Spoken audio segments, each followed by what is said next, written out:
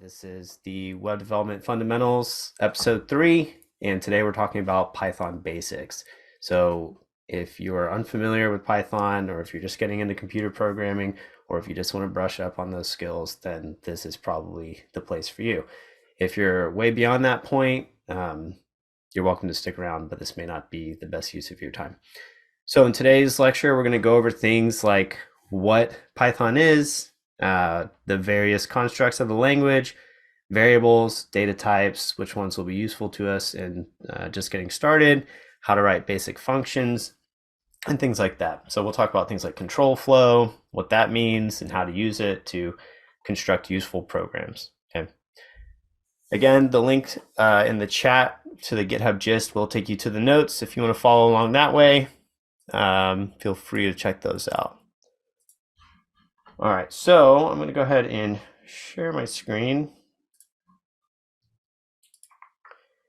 And actually, let me move Discord. I finally have another monitor. I haven't had a second monitor in ages, and I finally got one. So bear with me for a second while I put Discord on the second monitor, and then I will share the screen that you all will be most interested in looking at for the duration of the lecture. Okay, so we'll go with 1080p. How's that? All right, so you should be able to see a screen with the GitHub gist. This is the notes that I'll be going off of, or that we'll be referring to. Feel free to look through these and go back over them after the lecture if you feel like you missed anything, or if you want to touch up on anything. At the very bottom, we do have a single, very common coding exercise, but if you're new to Python, it's a great way to get your feet wet and practice the things that we're going to learn today. And then further past that, there's actually a link to the solution on a website called Python Tutor, which is a really cool interactive way to see how your code runs step by step. Past that is the glossary of all terms used. So if there's anything that we say in today's lecture that you don't understand, then you can go through here and click through those. Looks like there's a formatting issue with this one. I'll fix that here in a bit. But there's links beneath each of these. There's like a very short definition of each one, but then there's a link to a common resource or documentation with much more information about the various terms that are used. All right, so that's that. You can find that over in the chat for this event. Go ahead and move some things out of my way, and let's head over to Replit. So replit.com, replit.com is a tool that we've been using historically, and we're using it because not everybody's coming from the same platform. You may be on Windows, you may be on Mac, you may be on Linux. And so trying to help you get set up with an environment where you can begin following along right away is not going to be conducive to our time. So if you want to follow along, or at least have like a scratch pad with you to use, then Replit is a great way to do that for free. So you can sign up, create a new REPL, and you can see they have these templates to choose from at the very top. Well, it's in my favorites, but if you don't see it at the top, then just type in Python and click on Python. It'll give you some wacky title. You can give it your own title if you want, and then click here, create REPL. So we'll let that load. Alrighty. So I'm going to zoom in a little bit and give you all a very quick run through of what we're looking at here. So on the left-hand side, we kind of have our file area. That is where our main.py, a file that was created for us automatically, will live. And then you can see it's actually open here in the center column. That is where we're going to write our code. And then we have a green button up top. We can use the Control-Enter shortcut on Windows. It's probably Command-Enter on Mac to be able to execute. Otherwise, we can just move our mouse and click on the Run button up here. And the output will be seen over here in this console tab. There are other things like the shell. We're not going to explore that today. There are some packager files over here. These aren't really important for us. So if you want, you're welcome to delete them. You don't have to, but what will happen is if you don't, you'll probably see some output in the console that can be a little distracting. So the one thing that we want in the file menu on the far left side is the main.py file. That is just a file with a Python extension .py that allows us to write Python code, and then when it gets run, the computer knows, oh, this is Python. I need to interpret it using the installed version of Python that I have. In this case, we're working on a cloud computer with Replit, but if you were running this on your local computer, then you would presumably have Python 3 installed, and it would be able to read this file whenever you execute it with the Python command from your terminal, which is essentially what we're doing when we click run up here, but that's all abstracted away from us, so we can really just focus on the coding portion of today's lecture. Okay. Excuse me. So we're going to write our code here. They do have a little AI thing. We're not going to use it on purpose. In fact, if we can turn it off, we'll just disable it. That way it's not distracting us. It's a limited feature unless you pay for Replit. I'm not encouraging anybody to go out and pay for anything, but if you wanted to have some GPT type built-in coding feature, that is available to you if you want it. Okay, so first and foremost, why Python over any other programming language? Why not talk about JavaScript or Ruby or PHP or Go and so on and so on and so on? Python, super easy to learn. The syntax is very approachable, very accessible.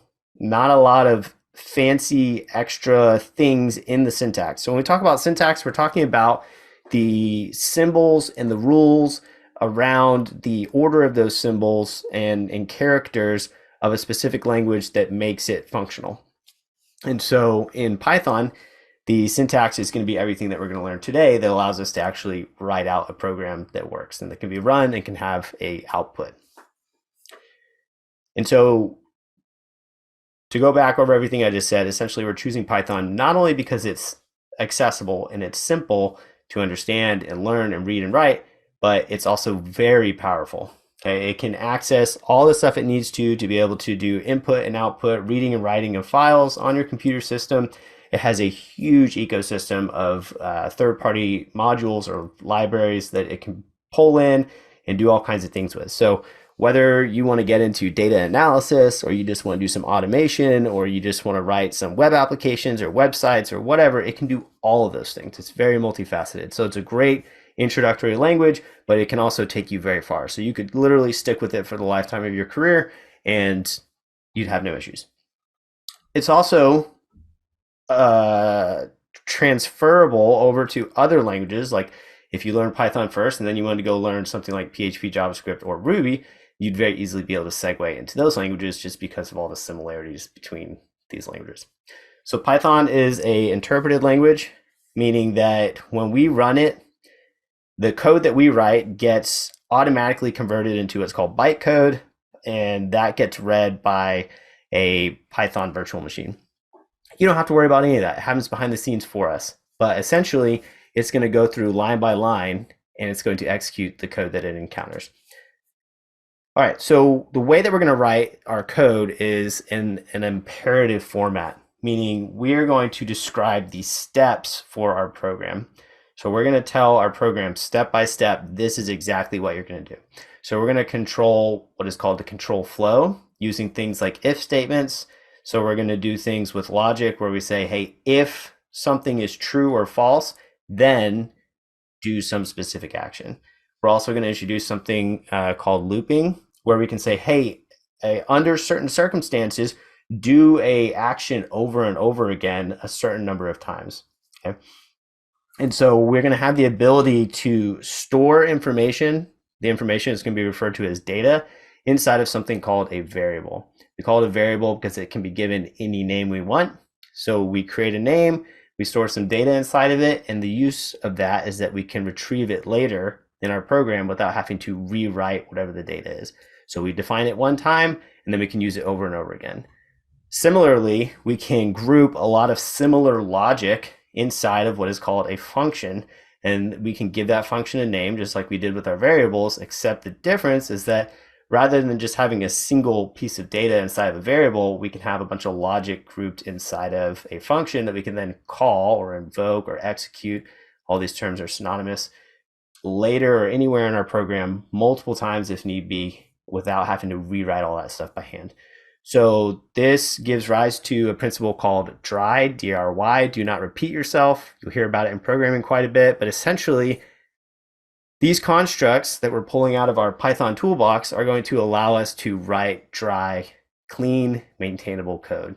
And so we're not going to have to repeat ourselves too often. Now, when you're starting out, totally fine to write everything twice or wet before you get dry and start writing do not repeat yourself code. Just get it working. Don't worry too much about these paradigms and patterns that you hear about until you actually fully understand the fundamentals. Once you have a good grasp of the different constructs and fundamentals of the language, then you can start focusing more on writing code that's clean and maintainable and testable and blah, blah, blah, blah, blah. All right, so without further ado, let's go ahead and jump into writing some code, or at least introducing these different syntaxes, okay? So I'm gonna zoom in a little bit more here, and then we'll just space these things out. Cool.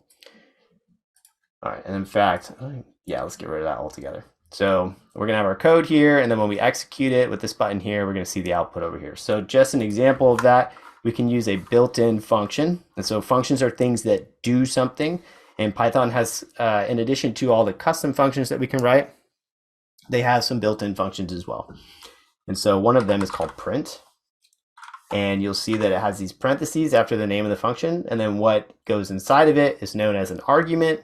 And then whatever we pass in as the argument actually gets printed out to the terminal or the console. So this being our console. All right, so let's print something. So inside the print statement, or inside the print function here, we're going to use single quotes or double quotes. They're essentially the same, to wrap what is called a string. So a string can be any alphanumeric characters or special characters, whatever you like, can live inside of here, okay? So we can write a little message in here. Hello world, very common in computer programming to start out with hello world. So the file itself gets saved automatically inside of replit. You can configure your code editor, do that as well, VS Code or Sublime Text or similar. But you'll notice I'm not doing any keyboard shortcuts or file save or anything like that to save. It's just happening every time I type a change, it gets saved. So then we can run it. And the output in our console is hello world. You'll notice that if we remove the function here, and we just have this string value, hello world, and we click it, nothing is outputted. So that's the benefit of using the print function. It's helpful to us as a developer to see some feedback from our program. We are outputting something. We are writing something to the console. We've just introduced the print function, built-in function, and we talked a little bit about what a string is. So now that we've introduced that, let's talk about variables and data types, okay? So we mentioned a little while ago, variables are a way for us to be able to store data for use later. We didn't talk about what data is or what the different types of data are, at least in the context of Python. So let's talk about that now. Let's talk about that now. So within the context of Python, we have a bunch of different data types. We're not going to cover all of them right now, but we'll cover the ones that we need to at least do something functional. So we have integers. That's any number, 1, 0, 100, -1. It's a whole number. It's the data type itself is called int for short, for integer, int. And then we have what's called a float. And so float is a floating point number or a decimal. So it's basically any integer, but it has to have the period and then whatever decimal. So we can have 1.1, 1.2, -0.056, whatever. So something like that can be good for more precise mathematical calculations. And then outside of numbers, we have strings. Now we talked about strings. They can be anything in between single quotes or double quotes. And I said that backwards, but double quotes or single quotes. Doesn't matter. There is going to be a slight difference with which one to choose. We're not going to get into that now. Just know for now, if you want a string, you can put it between either of those. Okay. It doesn't have to just be text. It can be numbers. It can be anything you want. Okay. Any Unicode character, which is basically everything that your keyboard has on it. Okay, so those are strings. So then we have a none data type. So none just implies that there's nothing there, or what's called null in some languages, but essentially it's the absence of a value. Okay, so you'll see some of that. We'll talk about it a little bit more when we get the functions at the end of the lecture. So we've talked about strings, we've talked about ints, we've talked about floats. Those encompass our numbers, and then we've just talked about none. There's some more complex data types. We have our lists. So we put them inside of these square brackets. And this is an ordered list or an ordered collection of all the data types that we've just discussed. And it can be any combination of them. So it could be numbers, 1, 2, 3. It could be a number with a string, with a none. And actually, I think none is with a capital N. And so on and so forth. So you could put a float in there if you want to. Anything you want. I say that it's ordered because each of these pieces of data inside of this collection is mapped to what's called an index. It always starts at 0. So in computers and in math, we always start counting at 0. And so you could think of it as like when you're born, you're not born 1 year old, you're born age 0. And then we start talking about months, but once you have your first birthday, then you're 1. So you're 0 until you're 1, and then you're 2, and then you're 3, and so on. So the first one is always going to be 0, and then 1, and then 2. And later you'll learn that we can use these indices or indexes to access their corresponding values from inside of the list. Okay, so this is a Python list. It's an ordered arrangement or a collection of various data types. Sometimes they're the same, sometimes they're a combination of different ones. It's denoted by square brackets. So then we have something that is similar, but it uses parentheses instead of square brackets. So this is not called a list, this is called a tuple, T-U-P-L-E.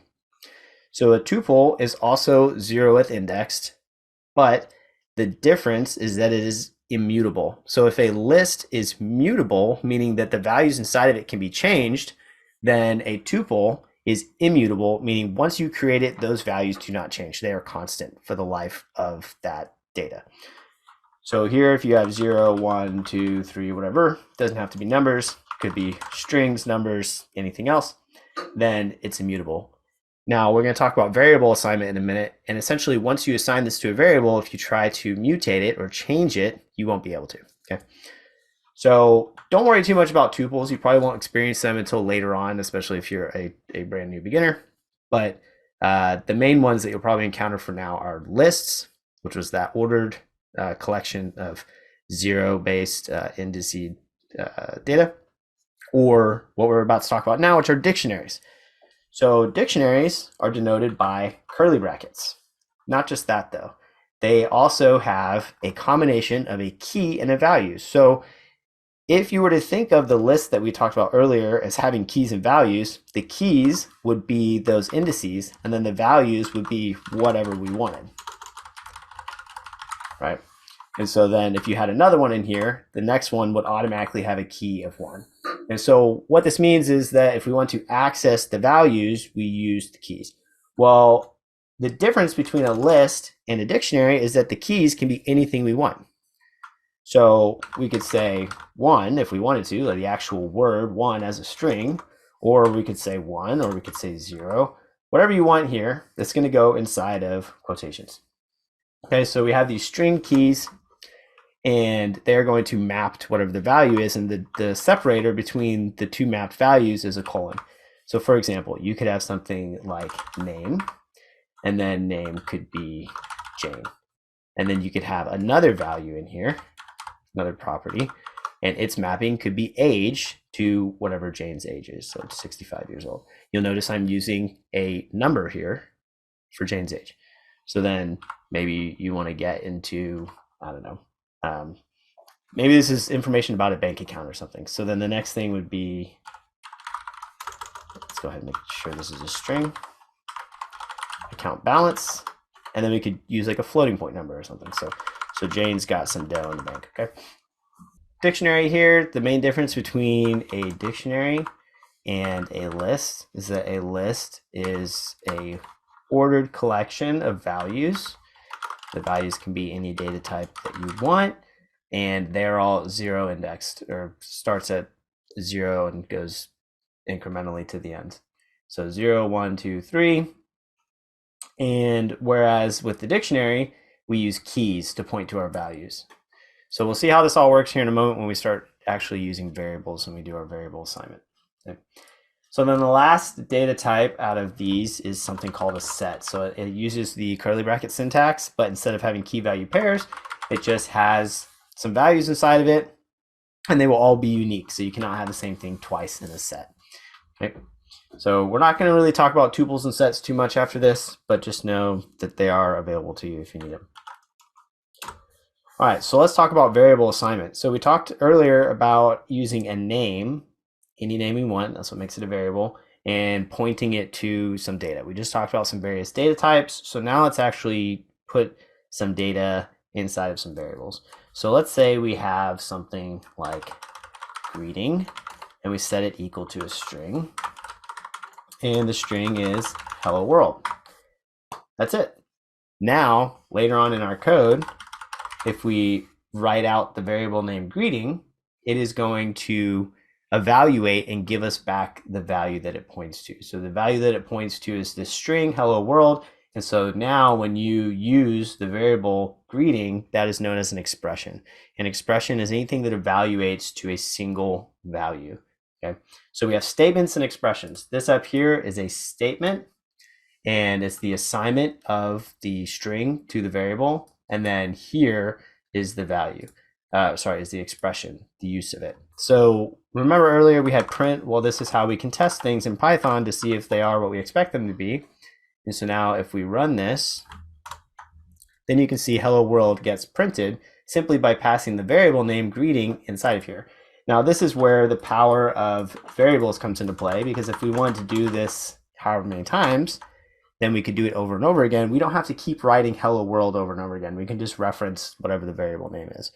Now, this is obviously not super efficient because we wanted to print it 5 times, so we had to write it 5 times. What would be way better is if we had some other construct that allowed us to do some action some number of times without having to rewrite that thing over and over again. So that'll be looping that we'll talk about here in a moment once we get to control flow.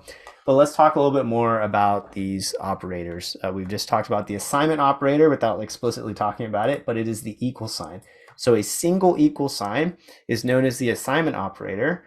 What is on the left of it will be the variable, and then what is on the right is going to be the data that we're actually assigning to the variable. Okay, so you can think of a variable as like a shoebox that has a label on it, and we can pull it out and know, okay, this greeting shoebox is going to have this text inside of it, this string, hello world. And then you may have some other shoeboxes that have some other labels, and you can quickly identify which ones you need, and you can call them in your code, print them out, use them however you want. So that's our variable assignment. Now we have a couple other little things with these operators.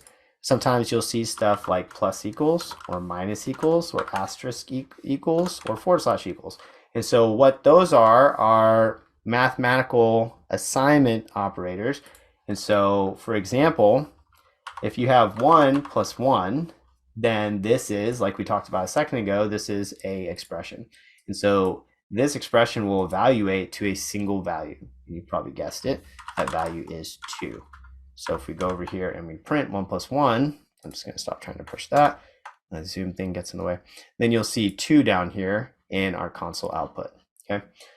So if you want to assign the result of this to a variable, you can say something like sum is equal to whatever numerical values you're adding together. And then here you can print sum. And then you get 2 again. Now, sum at this point, as we've seen, is 2. So if we want, we can say something like sum plus equals 2 more. And then we can print it again. And now the second time that we print sum, it should equal 4. So the first time the sum variable is equal to 1 plus 1. The second time the sum variable is actually equal to what it was equal to previously, which was 2. Now it's plus equal to whatever's on the right hand side. And so this is actually a shorthand syntax. Truthfully, what's happening is you're saying sum is equal to sum plus 2. But remember, we want to not repeat ourselves. Here we have the word sum twice. And so what we do in a lot of programming languages, including Python, is we just say, hey, let's get rid of this. And then let's take the plus and move it to the left side over here. And now we have this expression. Or rather, so yeah, technically this could be a statement or expression, I guess. But all right, so you can do the same thing with the asterisk. And of course, it's still going to give us 2 because 2 times equals 2 is still going to be 4. we can do it with a forward slash indicative of a division. And so the quotient here, the result of dividing 2 divided by 2, is actually a floating point number, 1.0. So it's 1, but if we wanted to convert it to a whole number, then we would have to do something like wrapping the variable inside of this little helper method here called int, and that would make it a whole integer.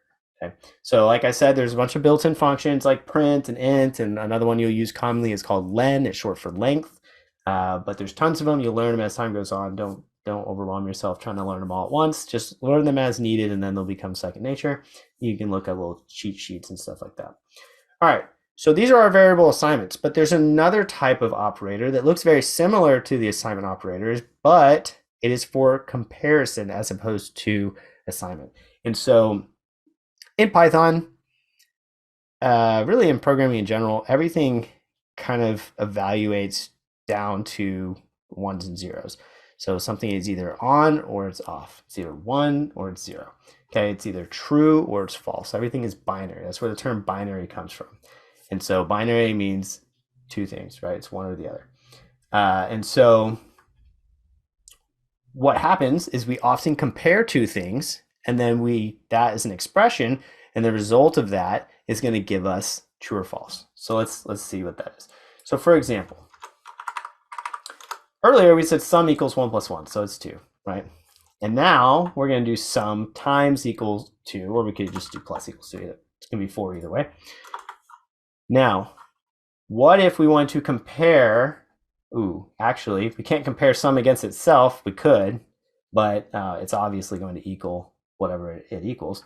So let's change this to where we have sum 2 and sum 1. So we have two different variables here. And you'll notice that I use underscores when I have multiple words or multiple characters inside of a differentiating characters inside of a variable name. I separate them with an underscore. This is known as snake case because it creates that kind of snake curvature. There are other cases that you can use. There's kebab case, which is the hyphen all the way through. There's camel case, which is the switching between capital letters for each initial character of each new word that you introduce. But in Python, the convention is to use snake case. So we're going to continue to use these underscores to separate our variable names. Our variable names, by the way, can have alpha, numeric, or underscores. They can't start with a number though, so make sure you don't try to start with like the number 2 at the beginning. Okay, so we have two different variables. We have sum1 equal to the result of this expression here, 1 plus 1, and then we have sum2, which is equal to sum2 plus 2, right? And so now if we want to compare them, we can use comparison operators, okay? So we can say something like sum1, and then this tick here is the greater than tick, and we can just say sum1 is greater than sum2. Now, this is, again, an expression. And so because it's an expression, it's going to evaluate to a single thing. In this case, what's called a Boolean.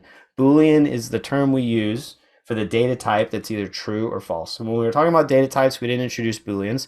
I'm introducing them now. But Booleans are either true or false. And in Python, we write them as true with a capital T or false with a capital F. Okay. And so the evaluation of this comparison is going to give us either true or false, depending on whether or not the thing on the left-hand side of the greater than symbol is actually greater than the thing on the right-hand side. If it is greater than, then it's true. If it's not greater than, then it's false. And if you switch the greater than to be a less than, then it's the opposite. If it is less than the thing on the right-hand side of the operator, then it's true. And if it's not less than, then it's false. So we're going to switch back to the original one here. So we're saying sum1, which we know is 2, greater than sum2, which we know is 4. And so the result of this, you can guess, is going to be, oh no, what did I miss here? Oh, sorry. So yeah, you probably saw this. Sum1 is equal to sum2 plus 2. Let's do that. So what the error is yelling at me about is the way I had it previously worked fine when we were just using the same variable both times. when we just had sum, and we were saying sum plus equals 2, sum had a value, and we were setting it equal to itself plus this thing 2.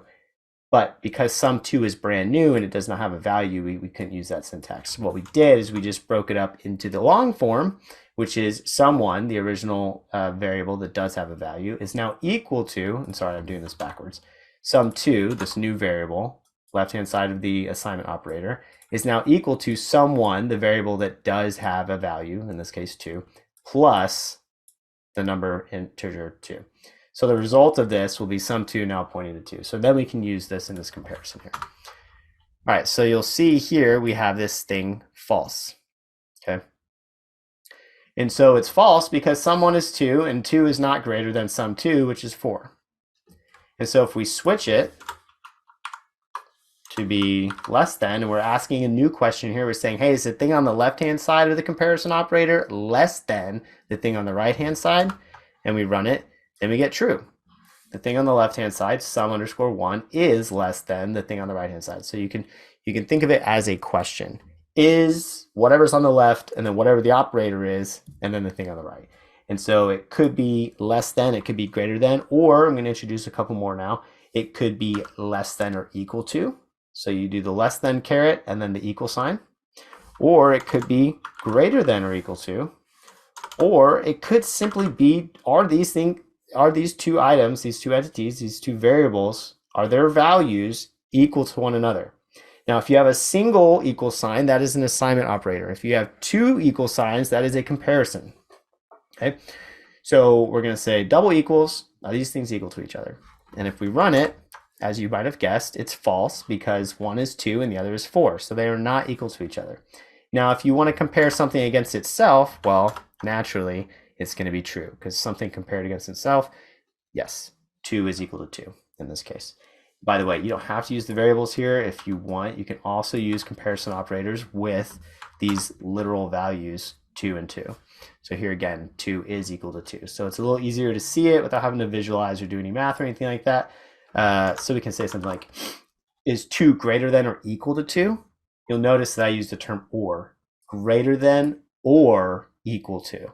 And so the answer for that, of course, is yes, it is equal to. It's not greater than, but it is equal. So as long as it's one of those two things, then you're going to get true.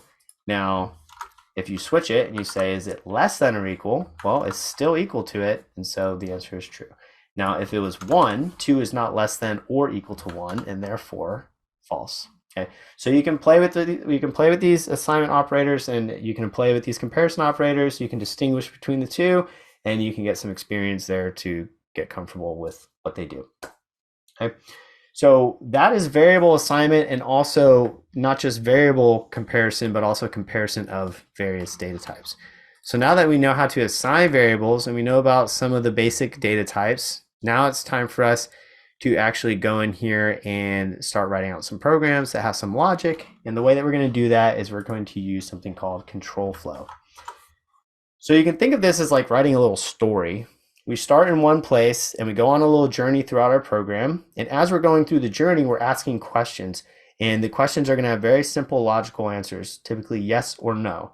And so based on whether or not the answer to those questions is yes or no, we will go one direction in the program or another direction. And so in terms of controlling the flow of the program, as if we have like a little rubber ducky going down a stream, and every time it gets to a little fork in the stream, it gets asked a question.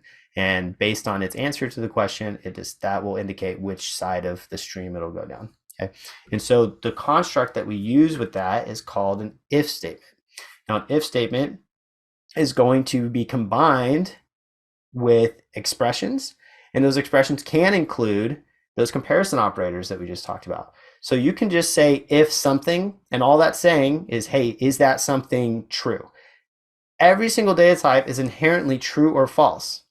So let's talk about that for a second. 0 is basically the absence of any number, and therefore it is actually false. 1, on the other hand, is something. There's one something there, and so it is inherently true. Just like every other number, 2, 3, 4, 4.5, or 2, or whatever, those are all inherently true. But 0, and I believe 0.0, if I could type correctly, are inherently false. none. Remember, we talked about the data type none, which is a representation of null or absence of value. It is also inherently false. False itself is inherently false. Okay, true, obviously, by nature, is not inherently false. You can put a special keyword in front of true, not true, and guess what that does? It's an expression, and it evaluates to false. So if you have something that is inherently true, like 1, and you say not 1, well, guess what? It's going to evaluate to false. Okay, so the if statement is going to say if, and then whatever the result of the expression is, and the expression is going to evaluate to true or false. If something is true, then we're going to do something, and that something that we're going to do is going to live inside of a code block, and I'm going to show you how to write that in a second. There's also a situation where you might want to check a different additional if statement if the first one returns false. So if you say if something and it's not true, then you might say, well, what about if this other thing? And that's called an elif, shorthand for else if, but it's ELIF. And then you do another comparison. And then you can always have, if you want, just kind of a, well, if neither of those things are true, and you can have any number of those nested, by the way, but we won't get into that now. But you can say, if the original thing isn't true, or if I did include an elif, if that first thing wasn't true and that second thing inside the elif isn't true, else do something else. Okay, so let's look at this. So let's say we have a name, and we do an assignment operator, name is equal to, and we make it a string, and we say the name is Bob. And so now we can say if name, now we're no longer assigning something, we're actually comparing, so we use a comparison operator, double equals. Now we did a lot of math a moment ago, like simple numerical comparisons, but guess what? You can also compare strings and other data types as well. So here we're saying if name is equal to Jane, and then this colon is super important. The colon indicates that what comes after it is going to be a new line, and you'll see here that it actually indented for me, but it's a new line with an indentation. So this is how Python handles its code blocks. It says if name is equal to Jane, if this expression right here evaluates to the Boolean value of true, then there's going to be some code right here that I want you to execute. However, if it's not true, if that expression is false, then just continue on with the program. Ignore the code inside of this code block. Remember, code blocks are denoted by the indentation. So the moment we go back to the wall in alignment with the if keyword, then we're no longer inside the code block. So we're back in the regular flow of the program, okay? Now, we talked about the elif, so we can do something else. We can say, well, okay, fine. Name isn't Jane, but is name equal to Dan? And then we use the colon, and same format. We say, okay, then if name is equal to Dan, then execute this code. Well, guess what? If name is not Jane, which it's not, it's Bob, and if name is also not Dan, it's not, it's Bob, then go ahead and go back to the regular flow of the program without executing either of these lines of code.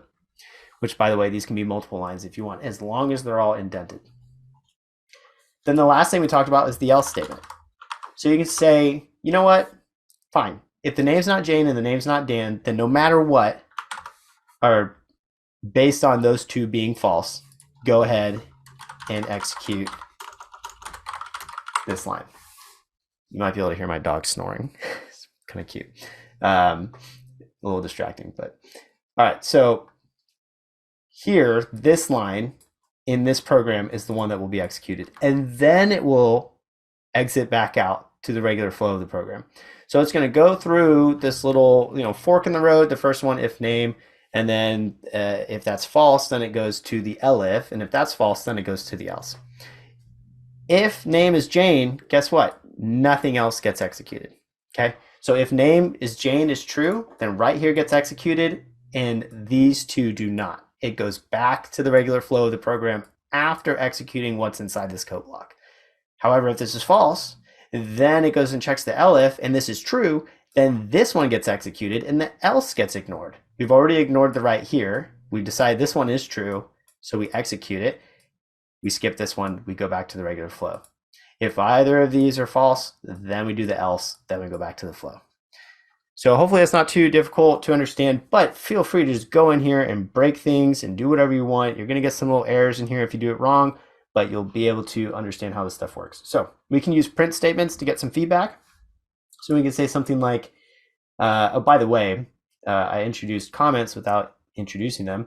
And that is any code in your program that you write that has a hash symbol to the left of it will become a comment. So you could actually write something here, whatever, just some random code.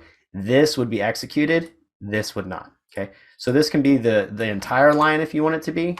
It can be indented just to indicate that it's inside the code block. But if it's to the right of some other code, then this is the comment. Now what a comment is it's something that does not get executed by the program. It's specifically for us, the programmers, to have notes for ourselves. So you want to use those in your learning phase generously if you want to. You can put them everywhere just so you can better understand what your code is doing. And then when you refer back to it later, you have kind of like an inline documentation.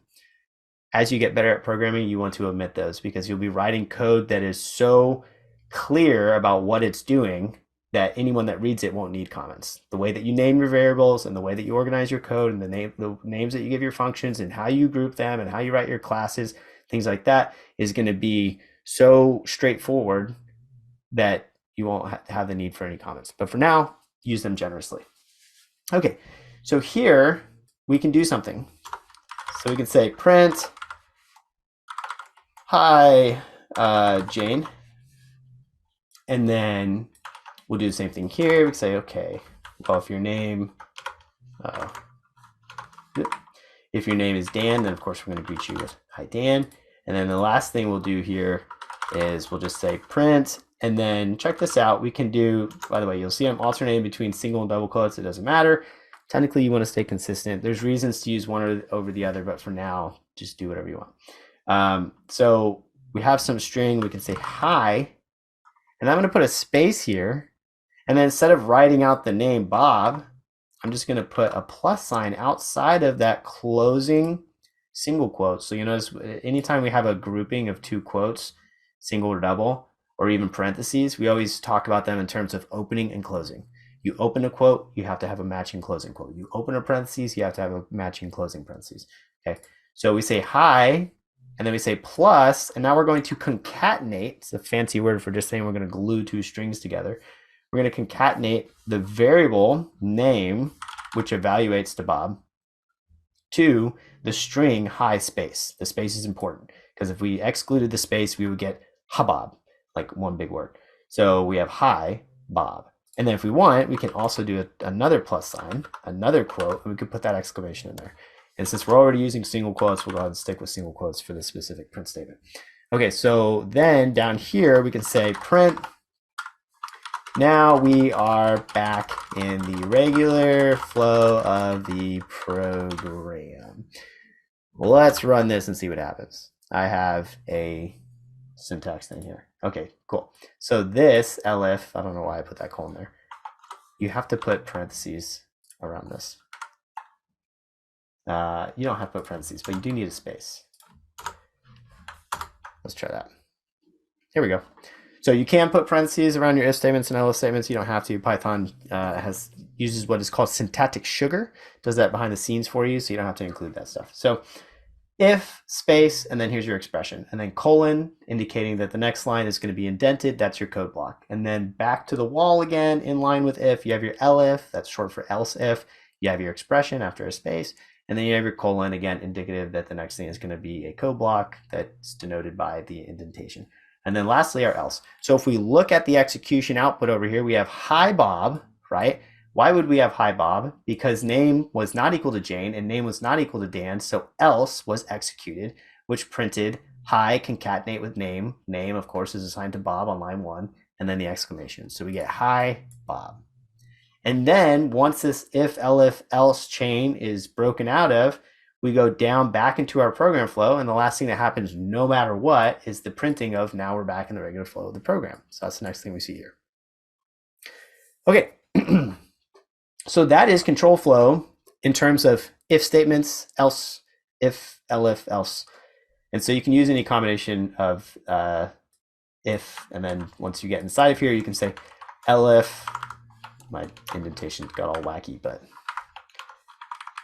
so you could do any number of elifs. You say if, elif, elif, elif, elif, elif, elif, and then the last thing is else. So you can say if else with no elifs. So any if can have one else. Else cannot exist without an if. But inside of any if else, you can have any number of elifs. Hopefully that makes sense. Again, the great thing about using Replit or even your local environment is that you can just go in here and break stuff, print stuff, get error messages, look at them, figure out what you did wrong, go over, fix it, keep running the program, just experiment. It's called a playground for a reason. Have some fun and learn some new things. All right, so that is control flow with regards to if statements, or what we that whole thing there, if, elif, else, all falls underneath the term conditionals. And so here we're just using the double equals comparison operator. Just know that you can use all the other ones that we discussed previously. Greater than equals, less than equals. One thing that we didn't talk about is not equals. So if you put what's called a bang, or more commonly to most of us an exclamation, in front of a single equal sign, you now have a not equals. Okay, so bang, exclamation, it also means not. So if name is not equal to Jane, well, Bob is not equal to Jane, so what do you think this expression is going to evaluate to? It's going to evaluate to true. And therefore, instead of getting down here to the else where we print our name, hi Bob, if we run this now, we're going to see hi Jane. So we're saying, hey, if in our program, if the person's name is not equal to Jane, then we're going to greet Jane wherever Jane is. Okay, doesn't have to make sense, but that is how you use the not equals comparison operator. So again, the show notes that I included for the gist, I'll link to it again. Actually, I'll do it right now. And it's also linked in either the general or the announcements channel, but I'll put it in chat one more time. Has everything that we're going over and more in a lot more detail. So feel free to refer to that. There's going to be all kinds of examples. There's even a little thing at the very end that you can use to do an exercise with everything that you've just learned. So we are at the hour. I'm going to keep going. For anybody that wants to stick around, feel free to stick around because we do have a couple more things that we want to talk about, basically looping and basic functions. Okay, so within the context of control flow, there's also looping. So there's a bunch of different ways to loop. There's a couple different ways to loop. So we can loop with a for statement and with a while statement. Okay, and so I'm going to show you how to do that. So earlier I talked about if you create a variable and then you want to print that variable, and then you're like, man, this is great. I don't have to rewrite, imagine that Bob's full name is like Bob Willington Junius Alfredo the third or something like that. And you're like, oh, I don't want to write that over and over again. Well, you just assigned it to this little variable name, not too hard to write. And now you say, okay, I'm going to greet Bob a whole bunch. And so you do that. And now you have Bob's name printed out, whatever that is, 5 times. Okay, that's great. But what if we could do that programmatically? What if we could automate that process? Well, guess what? We can. We're going to do that with what's called a for loop. So for allows us to create a loop, and we can use a bunch of different things to loop with inside of it. But for this example, I'm going to use something called a range. Sorry, I keep scratching my nose. I have allergies right now. It sucks. Okay, so a range is a built-in function in Python, and it allows us to create a range between 2 numbers. It gives us a collection of numbers from one number to another number, exclusive of the second number. So let me show you what I'm talking about. So for the for syntax, we say for, and then we just create a variable name that we want to use inside the for block.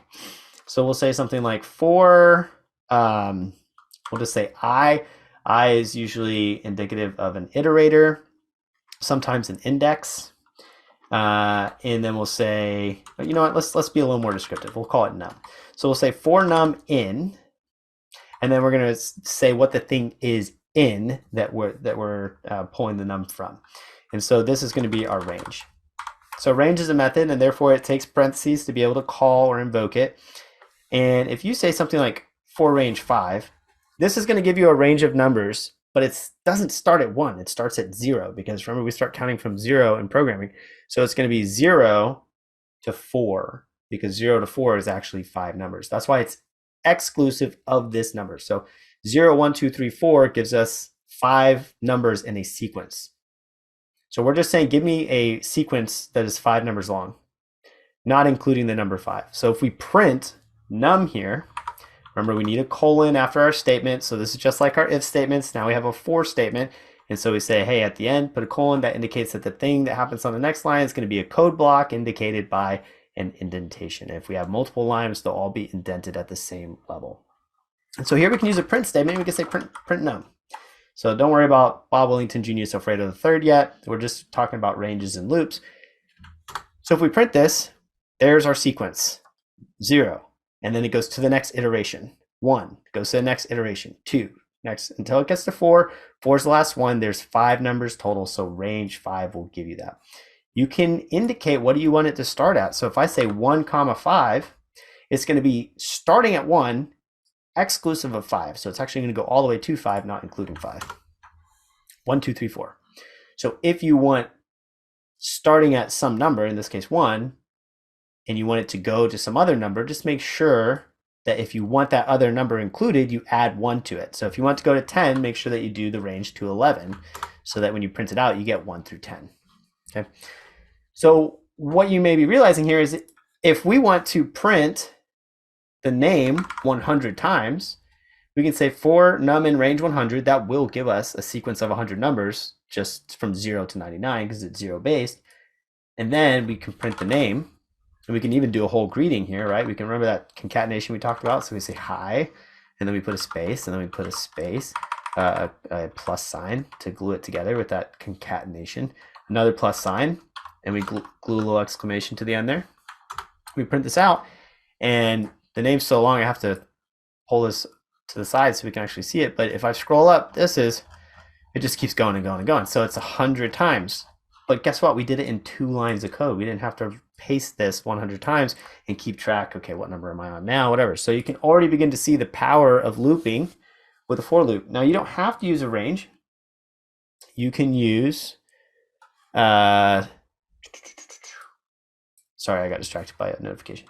You can use some of these other data types. So for example, if you have a list, remember lists from earlier, square brackets, with some stuff inside of it. So let's just say 0, 1, 2, string 3, just to make the point that we don't have to just use numbers. And in this case, we just want to print num. Now, mind you, num isn't a great variable to indicate what's inside this list. So you might call it something like L, which is short for element. Element is often used to describe the values inside of a list, or what's also known as an array in some other languages. And so here we're saying for L in this list. And so we print L. And now if we do this, look, there's 0, 1, 2, and then the string 3 outputted into our console. You'll notice that the string value, now that it's being printed, doesn't actually show you the quotations. It just shows you the text inside the quotes.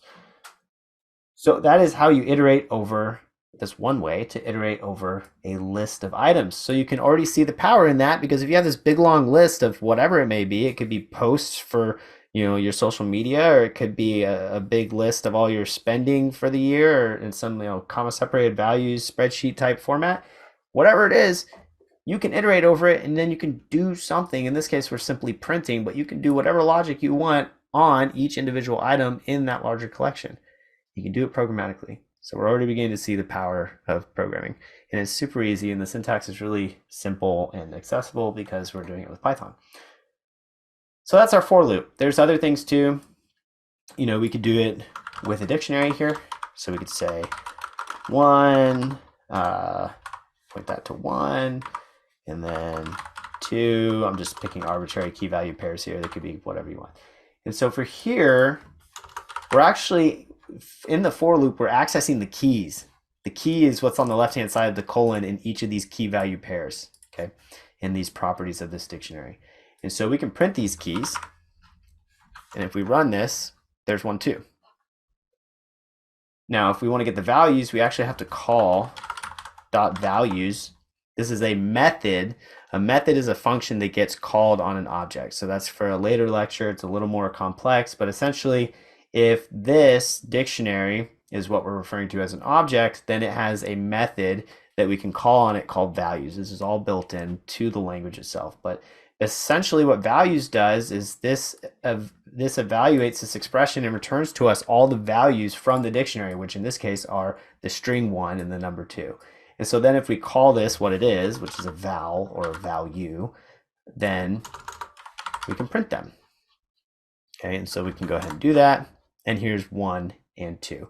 Now again, the output of the string 1 isn't going to include those quotes. So in the output here, you're not going to be able to differentiate between a number and a string. Okay, so that's a for loop. And that's how we can iterate over a range. That's how we can iterate over a list. And that's how we can iterate over the keys and the values of a dictionary. Now, what about the other method of looping? So that's the while loop. So while loop it'll continue looping forever as long as the thing that comes after the term while before the colon. So right here, what do we want to call this thing? As long as the condition is true. So think of a while kind of like an if statement that keeps running over and over again as long as the condition is true. So if you wanted to create an infinite loop, you just write the term true here. Remember, Boolean values, true and false, start with a capital letter, so true with a capital T. And then you say something like print, I will never stop printing.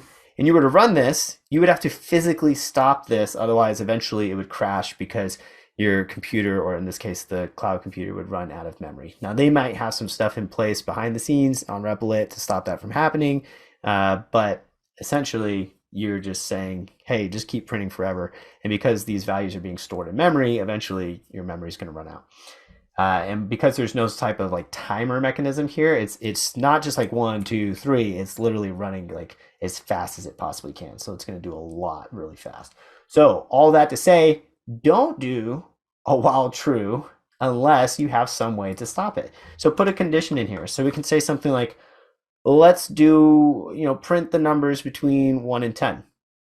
Okay, so if the number is equal to 1, then we can say while num, it's a condition, so we can write an expression using those comparison operators. So while num is less than, remember, we want to go all the way to 10, so we need to compare it to 11. Because once num is not less than, let's see here. Well, num is less than 10 if num is equal to 10. So once num is 10, then it would stop. We would never see 10. So we go to 11 instead. Or we can use 10, but then we need to change the operator to a less than or equal to. So while num is less than 10, it's still true. And then while num is equal to 10, it's still true. So we do get 10. But then the moment num is greater than 10, it evaluates as false. So then we can go in here, we can say print num. And if we run this, we get, oh no, I didn't, this is actually the thing I just talked about, which is it's running forever. So I had to stop it up top manually because, what did I forget? I forgot to increment num. So here we can say num, and then remember earlier the assignment operator, plus equals 1. So what we're saying inside this loop is, hey, print the initial value of num, and then before you exit the loop and go to the next iteration, go ahead and increment num by 1. So what happened previously is it said, is 1 less than or equal to 10? Yes, true. Okay, print num. And then I didn't increment it. So it just went to the next iteration and num was still 1. So it said the same thing over again and the same thing, and it just kept doing it. And so here, I don't know how long it would take me to scroll up, but there's a ton of 1s printed out there. So we actually inadvertently introduced a true, never-ending infinite loop, true condition in this while statement. So now, because we've done num plus equals 1 with this assignment operator, plus equals, now it's actually going to increment it for each iteration of the loop. So it's going to say, hey, print the original value of num, which is 1, and then increment it by 1. So now it's 2, and it goes to the next one. So is 2 less than or equal to 10? True. Print it, increment it, keep going. So now if we run this, we get 1 through 10. And so the same thing could be used here. If you say, I don't care about the numbers, I was just using that so that I could get 10 things to happen. Then what you do is you say, well, I want to print the name 10 times. So you just change the print statement to use the name instead of the num. The num is there for the functionality of the for loop so that you get the 10 loops. So you could do it with the for loop with the range, or in this case, a while loop with the condition comparing the variable assigned to a number while it's less than or equal to some other number, and then increment it by some other number, in this case 1, for each iteration of the loop. So what we get here is we get name Bob Wellington Jr. Alfredo III printed 10 times inside of this loop. So that's looping. We got our for loops. For loop allows us to iterate over something. And then we have our while loops. While loops allows us to iterate while something is true. And the moment we change it so that that thing evaluates to false, then it knows it's time to stop. So we can control in both cases how many iterations of the loop that we get. And hopefully you don't make the same mistake I did and get an infinite loop. You probably will. Everyone does at least one infinite loop in their lifetime. So let's talk about the very last thing here, because I have to go pick up my kid from school soon. Hold on. Okay, so we're going to wrap this up with functions and then a quick review, and then we'll get out of here. So thanks to those of you that have stuck around. Appreciate you. And let's talk about functions. So functions in Python are awesome because they allowed us, what they'll allow us to do is to take logic like what we have here and bundle it up into a variable name that we can then execute at any given time in the program. So right now, when the program finds this line of code, it says, okay, just run that code right now. It's there, I see it, I'm running it. So it goes, name is equal to that. Num is equal to 1. While num is less than or equal to 10. Iterate this many times until we get false as a condition. And then go to the next thing, whatever the next thing is. Okay. Well, what if we don't want this to run right away? So what we can do is we can encapsulate this in what's called a function. And so the functions are defined with the def keyword, def, short for, I assume, define, I don't know. Maybe it stands for defined function. So def keyword, and then we give it some useful name. So that's something you'll learn with your variable names, or in this case, your function names. You want to name them explicitly. You want to name them in such a way that describes, in as few words as possible, what it is that they do or what it is that they're pointing to in the case of a variable. And so in this case, we're going to say print, and let's say underscore name. So it uses the same naming convention, right? Lowercase letters.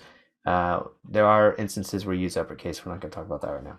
That's actually next week's lecture. A friend of mine is going to do a guest lecture on classes in Python, and he'll talk to you about using a capital letter at the beginning of the class name. So print underscore name, and then we'll say in times.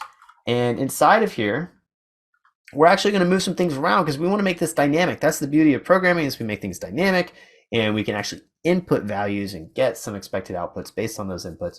And so here we can say, okay, give me the name and then give me the value for n.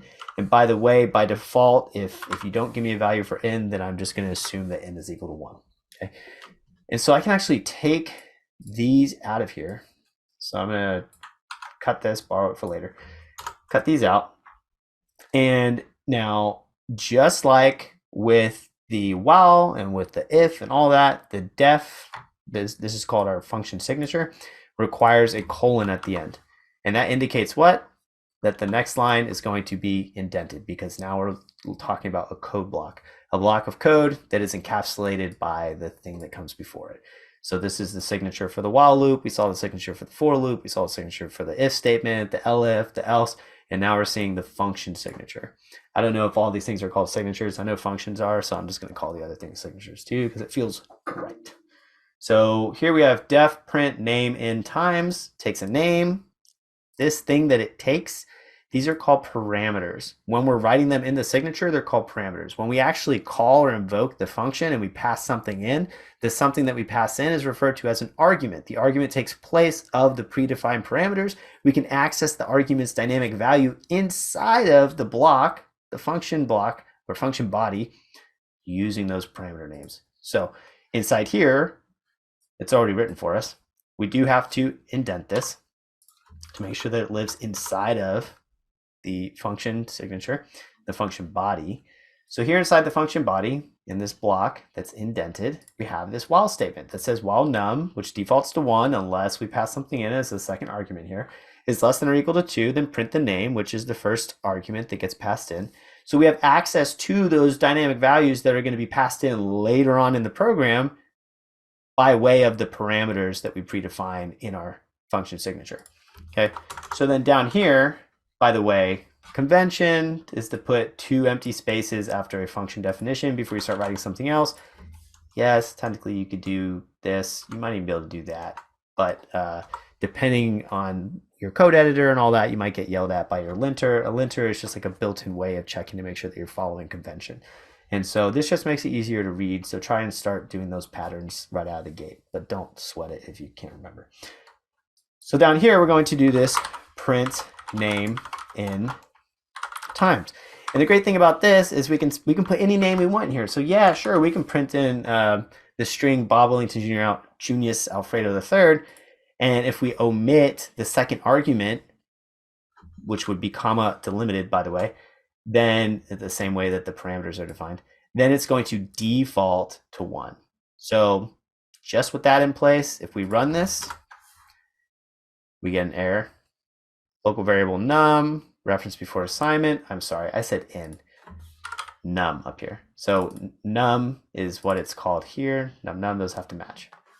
By the way, this is good because you're seeing that when you try to run code, the interpreter will give you what's called a traceback. You see this traceback right here, and it'll tell you, hey, this is the file, in this case, main.py. It'll tell you which line.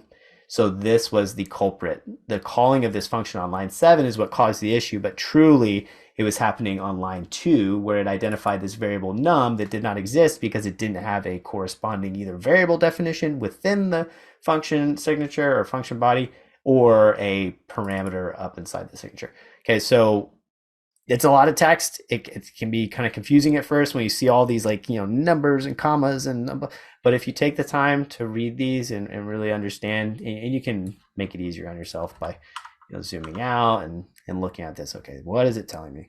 These are going to point you to the solution, and that's a skill called debugging that you'll learn about later and you'll hone as time goes on.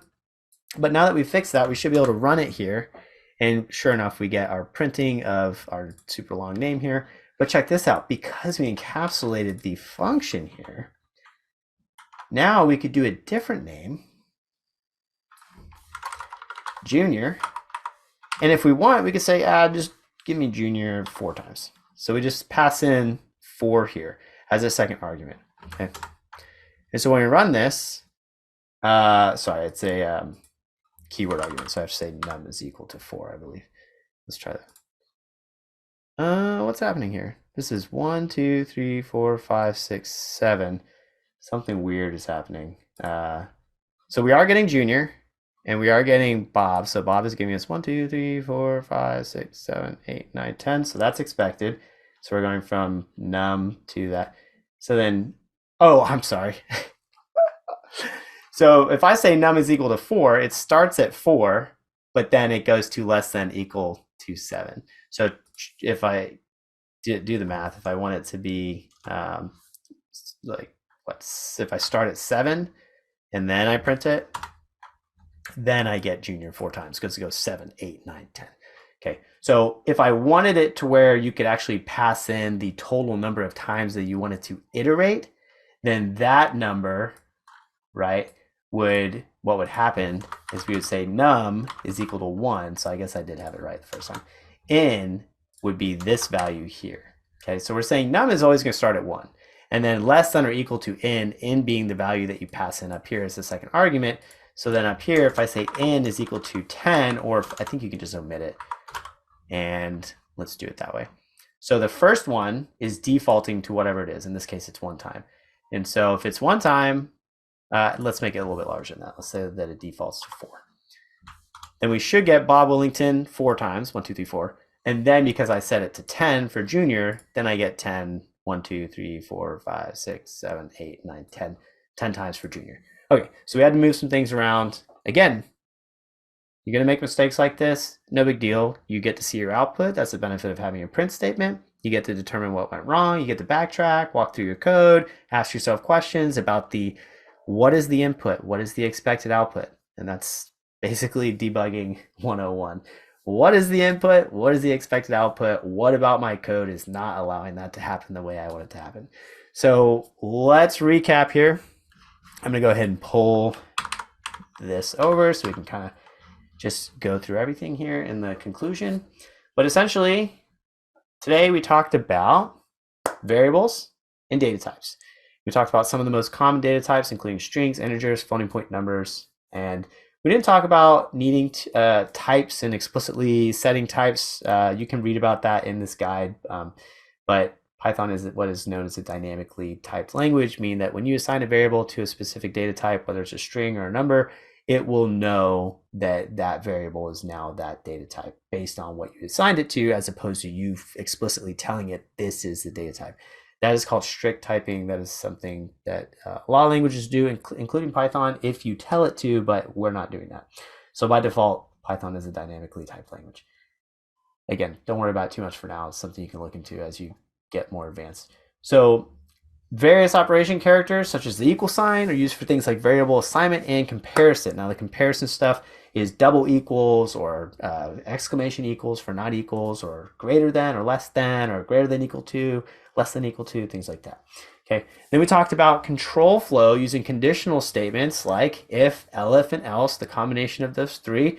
And then we also talked about looping with our for and while loops. Okay, so it allows us to do things any number of times over and over again without having to write a ton of code. We're able to keep our code dry, do not repeat ourselves, as opposed to wet, write everything twice. So then the last thing we talked about were functions, allowing us to encapsulate our code into a variable name that points to a function that takes 0 or more arguments based on how we wrote our function, and allows us to reuse that as many times as we want in our code.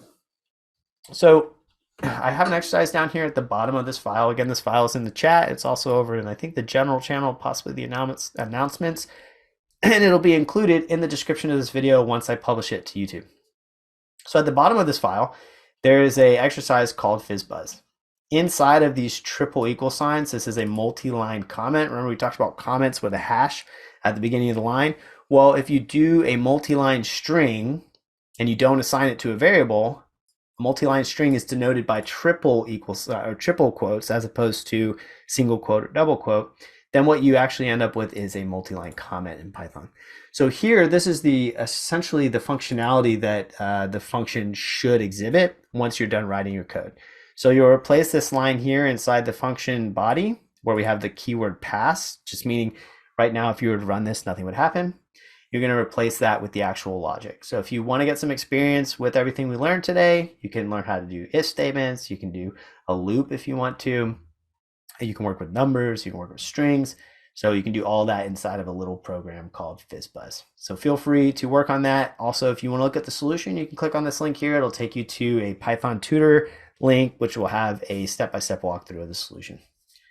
Again, if anything from today was confusing to you or you want to reference it, go back to it, or get a more in-depth explanation of it, click on any one of these links for the glossary of terms from today's lecture, and you'll be able to review that stuff.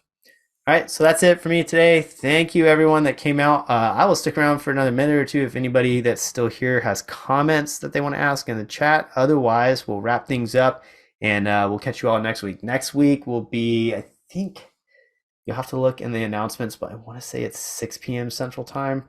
It might be 7 p.m. Central Time, 6 p.m. Mountain Time.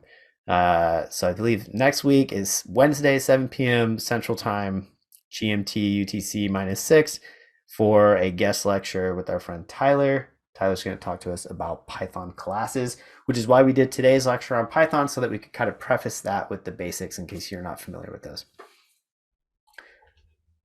Alrighty. Rick, thank you so much for hanging out. Appreciate you. Milo, sorry if I'm saying that wrong. Thank you for hanging out. And if y'all have any questions, I'm here on Discord all the time, so feel free to reach out in the DM or any one of the public channels. And until next time, I should bring water whenever I host these. Peace. Thanks, everyone.